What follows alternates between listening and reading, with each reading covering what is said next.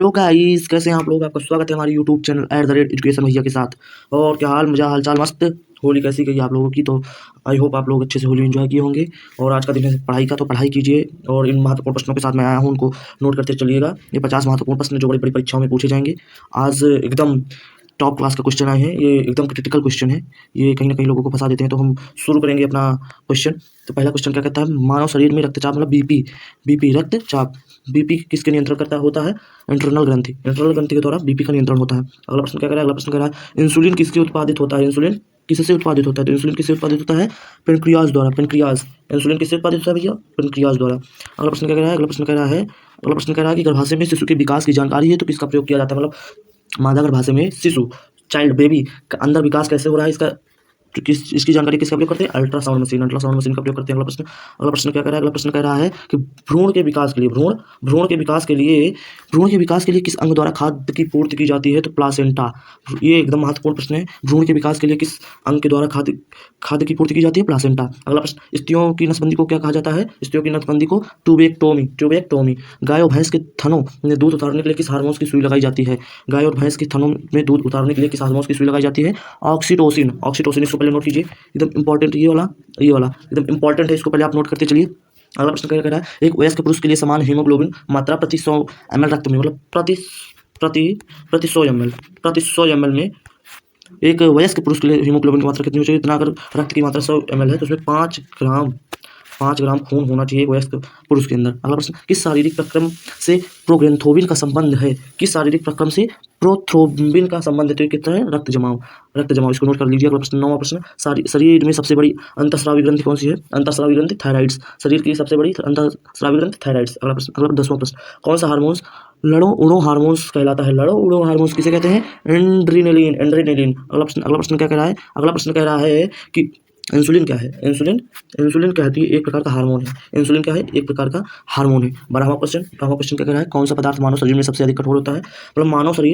मानव शरीर में कौन सा अंग सबसे कठोर होता है। तो कौन सा अंग सबसे कठोर होता है, या कौन सा पदार्थ सबसे कठोर होता है, दंत प्लक, ये दांतों में पाया जाता है, दंत प्लक।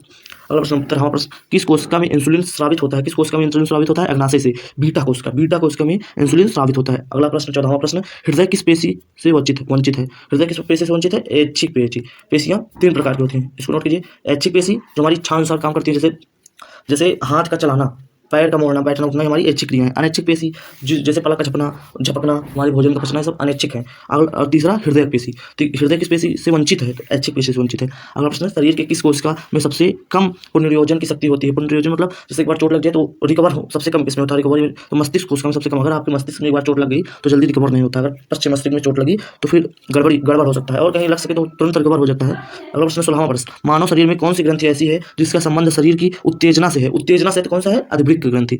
अधिवृक्क ग्रंथि मानव शरीर की ऐसी ग्रंथि है जिसका संबंध शरीर की उत्तेजना से है। 17वां प्रश्न क्या कह रहा है, ऊंट बिना पानी के कुछ दिनों तक मरुस्थल में रहता है।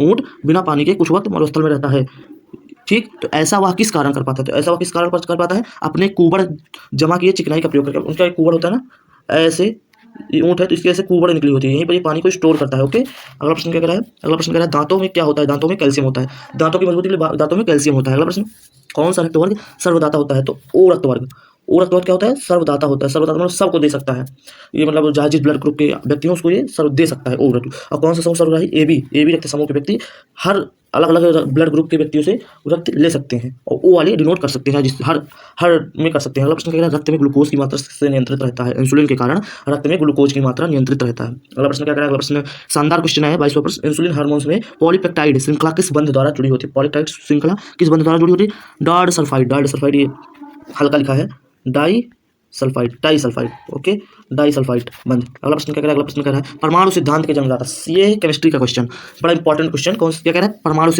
सिद्धांत किसने दिया, डाल्टन का परमाणु सिद्धांत। सर्वप्रथम डाल्टन ने परमाणु सिद्धांत दिया। इसको आप लोग कक्षा 9 में पढ़ रहे होंगे या पढ़ चुके होंगे पिछले कक्षाओं में।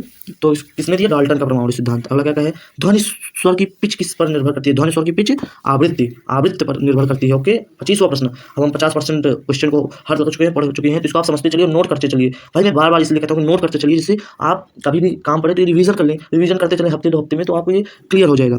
अगला प्रश्न कहता है भोजन का पाचन किस प्रकार की अभिक्रिया है। भोजन का पाचन अपघटन अभिक्रिया, ये मोस्ट इंपॉर्टेंट क्वेश्चन आ गया भाई, इसको नोट करो पहले। 25वां क्वेश्चन नोट करो, क्या कह रहा है, भोजन का पाचन किस प्रकार की अभिक्रिया है, अपघटन। 26वां प्रश्न, मोटापे का मुख्य कारण। भाई ये जो देखो ना, बहुत मोटे मोटे मुकेश अंबानी बैठा होना, देखो कितना मोटा है। तो ये मोटापे का मुख्य कारण अधिक वसा और कार्बोहाइड्रेट का सेवन, अधिक वसा और कार्बोहाइड्रेट का सेवन, मतलब ज़्यादा तेल पदार्थ, तेलीय चीज़ों को खाना, जैसे खाते हो ना बर्गर चाउमीन टिकिया, ये सब खाने ना भैया, मोटापा बढ़ता है। और मोटापा बढ़ने के बाद क्या आदमी खास होता है, इसको उनसे पूछिए, मुकेश अंबानी जो बेटा होना है, क्या नाम है उसका, अरे नाम भूल रहे हैं, अरे चलो कोई भी नाम हो, उसका नाम याद करके क्या करना है। अगला प्रश्न कहता है 27वां प्रश्न, शरीर की सबसे बड़ी ग्रंथि, यकृत या लीवर शरीर की सबसे बड़ी ग्रंथि है। यकृत सबसे बड़ी ग्रंथि है, तो नोट करते चलिए, वेरी इंपॉर्टेंट क्वेश्चन यकृत। अगला प्रश्न क्या कर रहा है, अगला प्रश्न कहता है कौन सा विटामिन सूर्य के प्रकाश से बनता है। तो सूर्य के प्रकाश से विटामिन डी मिलता है, इसलिए कहते हैं भैया हम धूप में विटामिन डी ले रहे हैं। तो विटामिन डी दिन भर नहीं मिलता है, उसका एक समय होता है, सुबह सूर्य जब निकलता है तो विटामिन डी मिलता है, अगर उसका सेवन करें, विटामिन डी जाकर धूप में बैठ जाए तो बड़ा लाभदायक होता है। ओके, अगला प्रश्न क्या कह रहा है, विटामिन ए का मुख्य स्रोत गाजर, मक्खन, मछली का तेल वगैरह, पालक आदि है। विटामिन सी का आंवला, करे खट्टी चीज़, लड़कियों की पसंदीदा चीज़ खट्टी चीज़, आंवला, नींबू, संतरा, अमरूद खाते रहो भैया, विटामिन सी से मिलता है। ओके, अगला प्रश्न कह रहा है शिशुओं के लिए सर्वश्रेष्ठ आहार। शिशुओं के लिए सबसे सर्वश्रेष्ठ आहार, वो कुछ खा ही नहीं पाएगा भैया शिशु है, तो माँ के दूध में जो पावर होती है वो किसी में नहीं होती है। तो अगला प्रश्न क्या कह रहा है, विटामिन बी की कमी से कौन सा रोग होता है। विटामिन बी की कमी से, B2 की कमी से, विटामिन बी की कमी से वेरी होता है, विटामिन B2 की कमी से एलिबोप्लेविनोसिस, इससे कहते हैं होंठ फटना, जीभ में सूजन, ये सब होता है विटामिन B2 की कमी से। विटामिन B2 नाइसिस, विटामिन B3 नाइसिस की कमी से पिलॉग्रा रोग होता है, पिलॉग्रा रोग, इसको नोट कर लीजिए, दोनों बड़े इंपॉर्टेंट क्वेश्चन है, तो इसको आप नोट करिए पहले, ये दोनों क्वेश्चन बड़े इंपॉर्टेंट है। ओके, इसको पहले नोट कर लीजिए। अगला प्रश्न क्या कह रहा है, अगला प्रश्न कह रहा है संतुलित आहार की परिभाषा। संतुलित आहार की परिभाषा जिसमें सभी पोषक तत्व पाएं, जैसे विटामिन, कार्बोहाइड्रेट, वसा, ये सभी पाए, हमारे शरीर में जितनी जरूरतें हैं सब मिले, उसे संतुलित आहार कहते हैं। अगला 35वां प्रश्न, कार्बोहाइड्रेट का प्रमुख स्रोत गेहूं, चावल, आलू, इससे कार्बोहाइड्रेट ज्यादा मात्रा में पाया जाता है। वसा का पाचन होता है छोटी आंत में लाइपेस एंजाइम द्वारा वसा का पाचन होता है। ये बड़ा इंपॉर्टेंट क्वेश्चन है भैया, इसको देख लो, ये सब एकदम इंपॉर्टेंट क्वेश्चन है, मतलब आपसे एकदम बेसिक क्वेश्चन है। अगला प्रश्न क्या कह रहा है, अगला प्रश्न कह रहा है पाचन की शुरुआत होती है, तो पाचन की शुरुआत भैया यहीं से हो जाती है, मुख से, आपके मुख से होते हुए ग्रास नली में आती है, ग्रास नली ये क्या है, अमाशय, पेट में होती है, फिर छोटी आंत, बड़ी आंत, फिर किडनी में, फिर ऐसे निकल जाती है। ओके, तो ये लिख लीजिए, मुख से ही शुरू हो जाती है। अगला प्रश्न क्या कह रहा है, पाचन तंत्र का सबसे लंबा भाग, नाम तो छोटा लेकिन छोटा बड़ा धमाका, छोटी आंत सबसे बड़ा लंबा भाग होता है। ओके, पाचन तंत्र का सबसे लंबा भाग होता है छोटी आंत, ये 5 से 6 मीटर होती है। ओके, अगला प्रश्न क्या कह रहा है, विटामिन बी की कमी बच्चों में, विटामिन डी की कमी बच्चों में हड्डियां मुड़ जाती है, मतलब अगर विटामिन डी की कमी हो गई तो रिकेट्स नामक रोग होता है, जिससे हड्डियां मुड़ जाती हैं। 40वां प्रश्न, प्रोटीन की कमी से रोग।